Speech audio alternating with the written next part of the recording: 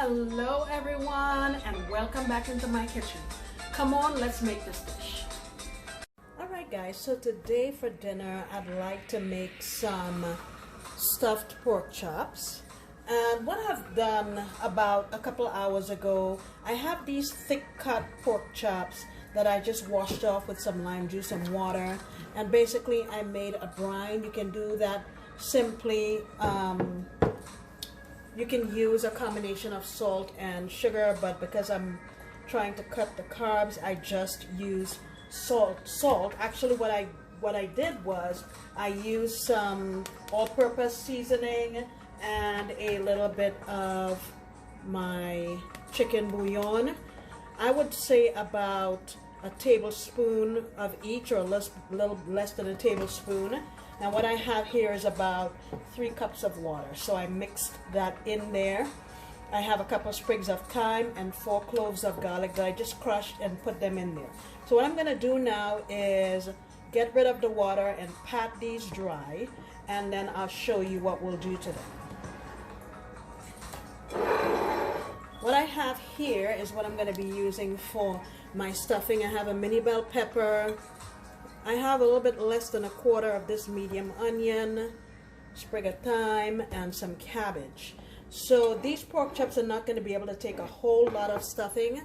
So what I did was I used this, and about a quarter of a cup of my cabbage.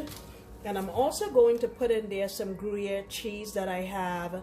I've had it for a couple of weeks in the fridge, and I've just been kind of waiting to figure out what to do with it. So let me get this situated and I'll come on back.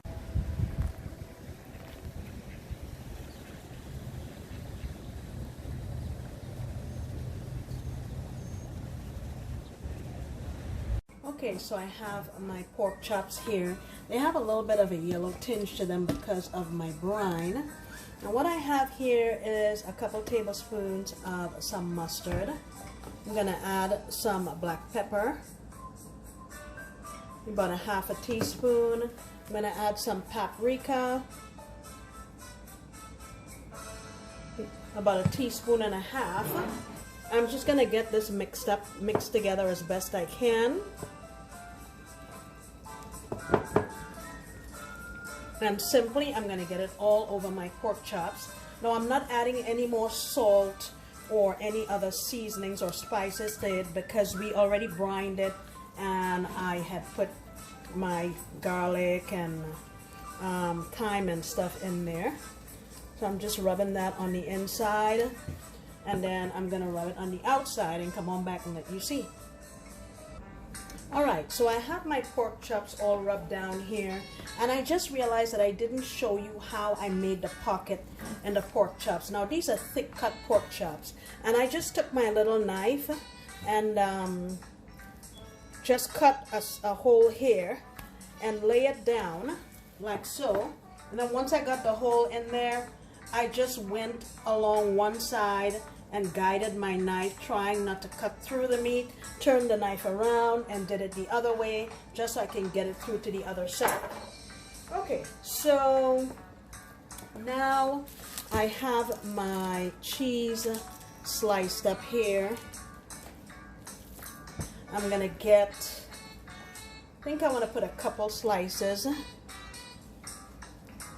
You can put as much or as little as you like. If you don't have or like Gruyere, you can use cheddar or some other kind of melty cheese that you like. And here is my cabbage stuffing. Now you don't want to stuff that in there obviously when it's hot. So I just let mine cool down. And in we go. I don't want to overstuff it. I think that's pretty good. Let's do the same thing with the cheese. Just get it in here. And this Gruyere that I'm using is smoked Gruyere, so it's going to give it a smoky flavor. You can put regular Gruyere if you wanted to. Okay, so those are in there. And in we're going to go with our cabbage.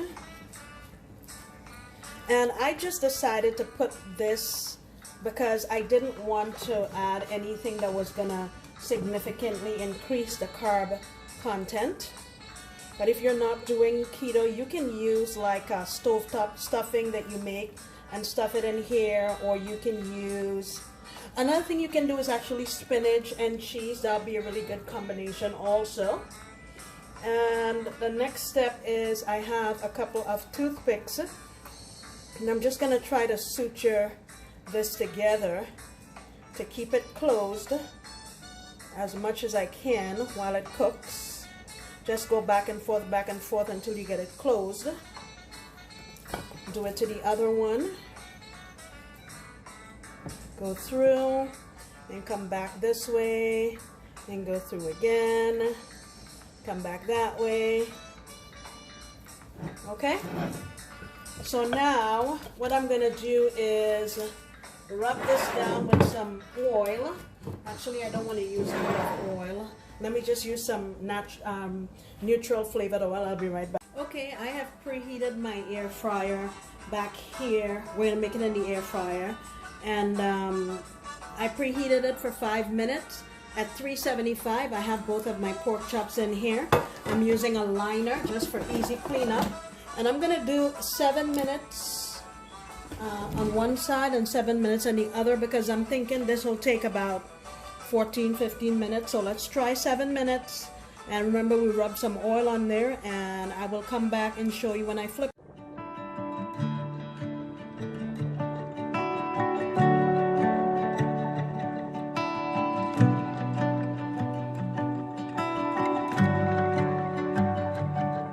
Alright guys, this is what we have, 7 minutes per side.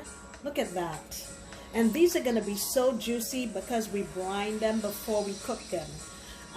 It's also important to remember that before you cook meat, you want to set it out on the counter for at least 10-15 minutes so it can come closer to room temperature, which will make it much easier to cook. Look at that. Who wouldn't want to eat that? Alright guys, thank you so much for stopping back into my kitchen. I sincerely appreciate you, and I hope you come back next time when I promise to make another delicious recipe. Bye!